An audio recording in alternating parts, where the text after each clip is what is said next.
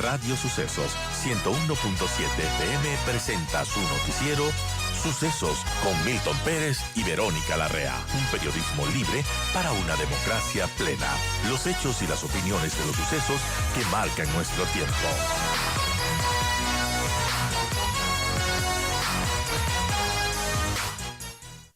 Y tenemos ya a nuestro primer invitado, a quien le doy la bienvenida. Gracias, Osvaldo Landázuri, analista económico, también es empresario. Gracias por estar con nosotros en nuestros micrófonos. Y para hacer una introducción, hay unos datos, Osvaldo, que se menciona que la economía ecuatoriana crecerá solo un 2.8% en este 2022. Se menciona también que el desempeño económico del país se desacelerará en este año, tras una recuperación sostenida que venía teniendo luego de, recordemos, la pandemia, que también ha sido dura y que sigue siendo dura. Y teníamos una recuperación del 4.2%, se registró esto en el 2021, pero que ahora con este paro de 18 días también se suman pérdidas. Y los 12 días de protestas de octubre de 2019 le costaron, por ejemplo, al país 822 millones de dólares. El Banco Central también prevé que, bueno, este paro repercuta en el crecimiento de nuestra economía, porque las pérdidas por este paro también suman una cifra similar. Gracias, Osvaldo, por estar con nosotros. ¿Y cómo vivimos estos 18 días de paros? ¿Cómo vemos el tema económico? ¿Nos podremos recuperar de esta? Bienvenido, Osvaldo. Buenos días, Vero, gracias por la invitación. A ver, sí, los datos que dio son los que estamos viendo. Yo quizás daría unas apreciaciones a sus comentarios. Lo primero es que no es que el Ecuador venía creciendo sostenidamente. Nosotros lo que tuvimos el año pasado fue un rebote típico de un post-pandemia, ¿no? Es decir, un rebote que era esperable luego de haber decrecido el 7,8%, es decir, casi el 8%. Lo que yo creo que sucede es que indudablemente el país está en un proceso de ajuste, ¿no? Y eso es innegable.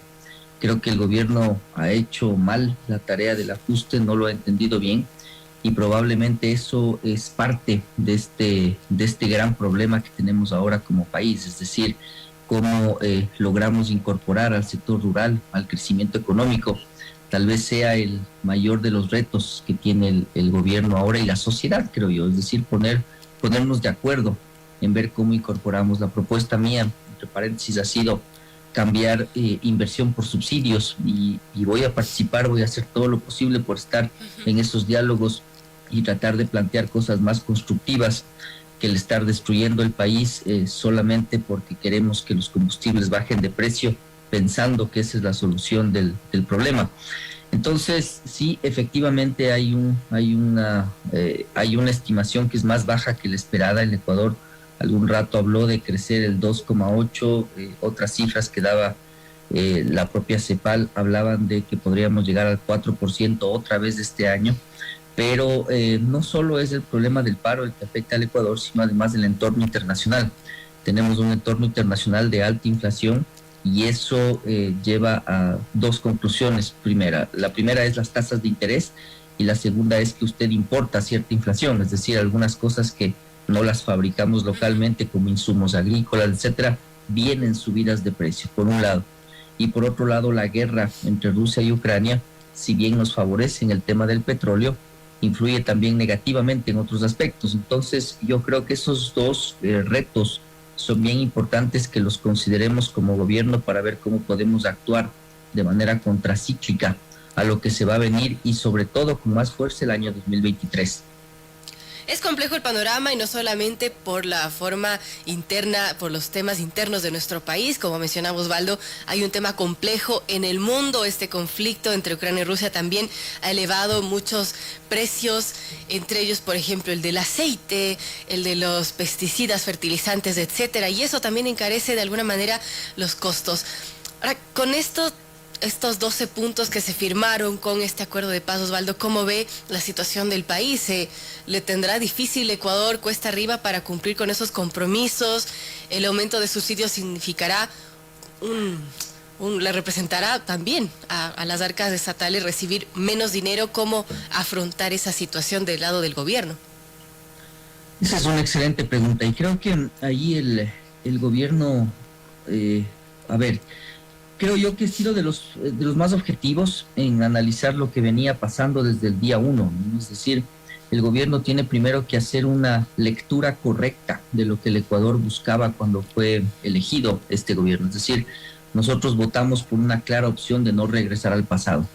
Y eso no significaba que el plan de desarrollo de Guillermo Lasso, que entre paréntesis pertenece a una época política del país que en muchos casos tampoco quiere ser repetida. Me refiero a Maguad, me refiero a Lucio Gutiérrez, me refiero a Dajic, es decir, a todos esos personajes que nos llevaron a elegir a un populista tan nocivo como Correa fue en su momento. Entonces, eso es lo primero, Vero, es decir, el gobierno debe entender que la población elegimos no volver al pasado. Eso no significaba que usted podía implementar un modelo que no era el que la mayoría quería. ¿A qué modelo me refiero? El gobierno estaba buscando fundamentalmente dos cosas: acuerdos comerciales por un lado y por otro lado equilibrio fiscal. Eso es lo único que le propuso al país.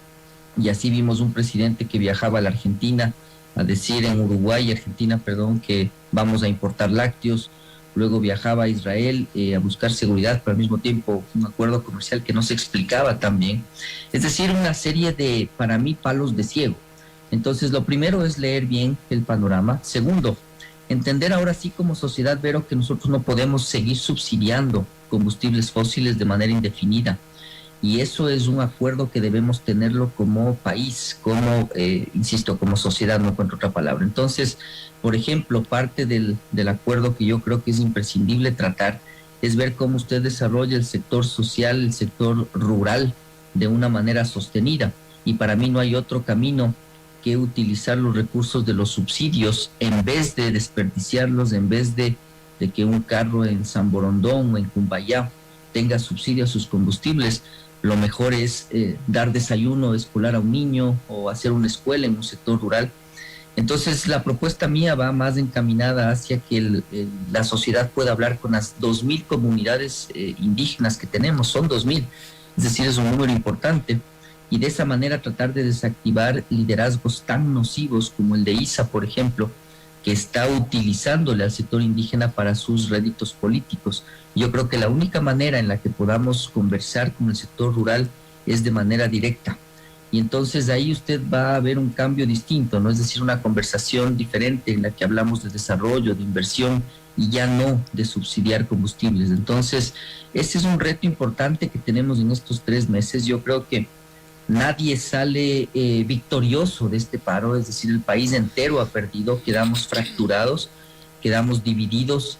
Además de las pérdidas económicas, yo creo que las pérdidas emocionales, sociales son mucho más complejas. Ver, por ejemplo, un Quito que despide aplaudiendo a ISA, me parece que nos deja bastante que pensar, es decir, bastante por entender por qué están liderazgos de este estilo pudiendo tener asidero en la población. Es complejo, amigos. Las 7:29 dialogamos con Osvaldo Landázuri, analista económico, empresario. Y bueno, al Ecuador ahora le tocará reactivarse todo el petróleo que se dejó de producir con pérdidas que bordean los 61 millones, las exportaciones que nunca llegaron a sus destinos, los daños materiales.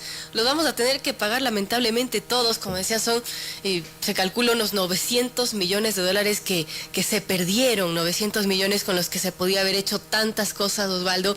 Y al gobierno también le toca mirar hacia la gente, hacia las comunidades que quizás por estar enfocados en la macroeconomía, en los acuerdos, pues dejó de ver a la gente, dejó de escucharlos, dejó de escuchar las necesidades de todas las comunidades sobre todo, y esto sin duda dejará lecciones, Osvaldo. Sí, claro, y un tema importante, Vero, es que esos 800 millones, la mayoría de la gente los está viendo como una pérdida y fundamentalmente de la macroeconomía, y es correcto y es una verdad a medias. Es decir, lo que pasaba es que nosotros estamos viendo un gobierno que tiene una ansia por arreglar el equilibrio fiscal de una manera muy rápida, muy acelerada, y eso tiene sus riesgos, y sobre todo cuando usted le combina con la visión del Estado mínimo que tienen los economistas libertarios de Guillermo Lasso, ¿no? Es decir, lo que sucede, Vero, es que el Estado comienza a ausentarse de un montón de cosas, y eso es la visión que tienen los que le asesoran a Lasso, es decir, un Estado cada vez más chico que indudablemente pierde eficiencia. Entonces, ¿yo en qué creo? Creo en un Estado fuerte pero eficiente, es decir, un Estado que tiene que estar en salud, en educación, en seguridad social, no en bancos, no en aseguradoras, no en empresas, no un Estado empresario, pero tampoco un Estado que le deje sin medicinas a los hospitales, que le diga que la seguridad es culpa del pasado y que entonces pues yo me hago a un lado y espero a que esto se arregle solo. No se va a arreglar solo, le decíamos a Lazo. Era un gobierno ausente, un gobierno que no estaba. Entonces, cuando un gobierno no está, aparecen otros caudillos que sí están. Y entonces le dicen a la ciudadanía que está con hambre, que no tiene empleo. No nos olvidemos de ese otro dato del 70% de la población económicamente activa o que no tiene empleo o que no lo tiene de manera formal. Entonces yo creo que el reto pasa por ahí, es decir, leer bien el momento político, incluir, y yo creo que es fundamental hacer una reingeniería completa del gabinete de Lazo, es decir, incluir otros actores. Yo he mencionado que incluso es prudente que el presidente entregue espacios de poder a otros actores, es decir, por ejemplo, el Ministerio de Bienestar Social tal vez puede ser conveniente que esté en manos de otra parte de la sociedad, pero por supuesto con acuerdos que sean transparentes, abiertos, con mecanismos de inspección, con indicadores de gestión que se miran regularmente. Yo creo que eso es necesario. Entonces, vamos a ver cómo reacciona el gobierno. Yo mucho me temo que la terquedad y la burbuja en la que están metidos varios de los asesores no les deja ver la realidad del país. Yo mismo le dije eso al ministro de Producción en un debate que tuve hace unas semanas. Le decía, no están viendo el país que gobiernan. No pensé que a las 2 semanas se iba a confirmar lo que yo decía, pero lo cierto es que eso es lo importante y me parece que las voces críticas, objetivas, son necesarias para que el gobierno corrija su rumbo y pueda tomar decisiones en función de una sociedad equitativa, equilibrada, justa. Ese quizás es el reto más importante. Entonces ahora en plata, en resumen, que es lo que tal vez le interese más a usted esta entrevista, nosotros teníamos un año que iba a ser casi equilibrado en términos de déficit, es decir, ya casi cero ese déficit. Ahora ese déficit, no sé, me parece que estará alrededor de los 800 o 1,000 millones de dólares. No es tampoco tan alarmante, no creo que le quiebra al país, pero es realmente un mensaje equivocado, ¿no? Es decirle a la sociedad, voy a seguir quemando dólares en los combustibles en lugar de invertirlos. Por lo tanto, el desafío y la propuesta que ahora tenemos que analizar todos, insisto, Vero, es ver cómo cambiamos estos dólares de subsidios en dólares de inversión. Veamos cómo acepta la sociedad esta propuesta que yo la he hecho en estos días de una manera muy abierta, muy clara en varios medios de comunicación, es decir, ser parte de los diálogos, decirle al sector indígena, ¿usted qué prefiere? ¿Prefiere un tanque lleno en San Borondón o prefiere un estómago lleno en su comunidad, un niño que tenga desayuno escolar? Yo creo que la respuesta es obvia. Yo creo que si es que eso analiza la sociedad, no deberíamos tener resistencia a hacer esta propuesta que yo he recomendado, claro. Cambiar subsidios por inversión, insisto, lo que sí no va a aceptar la sociedad, Vero, es un presidente o un ministro de finanzas que le diga, cambiemos subsidios por pagos al FMI. Eso tampoco le van a aceptar. O cambiemos subsidios por más reservas internacionales. No le van a aceptar. Yo personalmente le aceptaría, pero mi realidad es muy distinta a la de las otros 17 pues que si no hay millones de medicinas, ecuatorianos. la gente se está muriendo porque no puede acceder a cirugías, atención en los hospitales. No puedes decir, es que espéreme un ratito, lo voy a pagar al FMI o voy a pagar para las reservas. Eso no tiene sentido. Eso es lo que pasaba. Entonces exacerba los ánimos usted de puro necio, como decía mi mamá, de puro porfiado. Está necio pensando que la gente le va a entender cuando usted dice, bueno, hay que completar las reservas. No le van a entender. La gente le va a entender si usted tiene todo cubierto, si es que los hospitales están con medicinas, si los doctores no tienen que operar con el celular, por Dios, es decir, tenían que prender su celular porque no había luz en algunos quirófanos. Y cuando se le preguntaba a la ministra de Salud, ella con la misma actitud del presidente le respondía, no, no es necesario. Entonces yo creo que eso es lo importante, es decir, cambiar, abrir la mentalidad, abrir los oídos y ver entonces que el Ecuador, a ver, no se va a quebrar por esta situación, es decir, por este aumento de subsidios, pero es un pésimo mensaje, es decir, el riesgo país ha crecido, los mercados internacionales le ven todavía como inestable y quizás ahí el mejor arreglo no es seguir pagando al FMI de manera puntual y las reservas, sino más bien hacer un acuerdo social que probablemente nos implique sacrificio a todos, pero que le dé señales al mundo y sobre todo a nosotros mismos de que estamos de acuerdo en un modelo de desarrollo. Un modelo de desarrollo justo que no considere solo exportadores de camarón, de banano, sino además los productores de la Sierra Central, que es un desafío muy grande ver el que tenemos. Claro. Es decir, los ganadores de los acuerdos comerciales son fundamentalmente los agroexportadores, pero cuando usted regresa a ver a Azuay, regresa a ver a Imbabura, al Carchi, a Cotopaxi, se da cuenta que hay unos desafíos enormes. Entonces, el problema del Ecuador, que es al mismo tiempo una ventaja, es que somos 3 países en uno. No somos como Chile, no somos como Perú, que tienen un gran Santiago, una gran Lima, que agrupa a la mayoría de la población, sino aquí realmente somos costa, sierra y oriente. ¿Cómo logremos acomodar este modelo de desarrollo? Quizás sea el desafío más importante, pero yo creo que hay cómo lograrlo, en la medida en la que tengamos acuerdos mínimos de convivencia equitativa y justa. Muy importante, Osvaldo.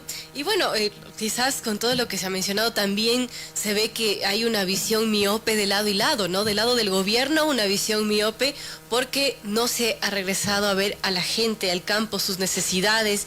Y del otro lado también una visión miope que pensando que con los subsidios ya está, que eso es lo que necesita el país, cuando son tantas cosas, tantas aristas que hay que ponerse un lente de verdad y verlas, ¿no? Es correcto, lo que usted dice es absolutamente correcto. Es decir, teníamos por un lado una miopía de una burbuja de privilegio que piensa que la economía se debe arreglar y todos tienen que aceptar aquello. Y cuando la gente no tiene el estómago lleno, pues simplemente no la acepta. Cuando usted ve a su hijo que no tiene que comer ese día, realmente debe ser una situación completamente angustiante, angustiosa, terrible de poder sobrellevar. Y por el otro lado, claro, usted tiene líderes populistas, por un lado, que están buscando cómo volver al poder a toda costa, buscando impunidad, buscando ver cómo aprovechan a río revuelto, qué es lo que puede pasar, y además líderes que están pensando ya en las elecciones, me refiero al señor Issa de manera muy directa. Es decir, usted tiene por dos lados una situación que es realmente insostenible y dañina. Por eso creo yo que lo mejor es este gran acuerdo nacional, que genere un diálogo abierto, un diálogo sincero y acuerdos mínimos para poder sobrellevar esto y poder desactivar esos liderazgos, porque el otro problema que yo veo en el gobierno es que sigue empantanado en culparle al pasado de todo, es decir, es culpa de, están conspirando desde Europa todo el tiempo, y efectivamente lo están haciendo, pero el gobierno tiene todas las herramientas en su poder para hacer que eso no pase, y lo mejor para que eso no pase es lograr, insisto, un desarrollo equitativo que le muestra a la gente que tiene un gobierno que está preocupado por su desarrollo. Entonces, me parece que ese es el camino más correcto, Vero, para lograr desactivar esos liderazgos nocivos y no volver al pasado.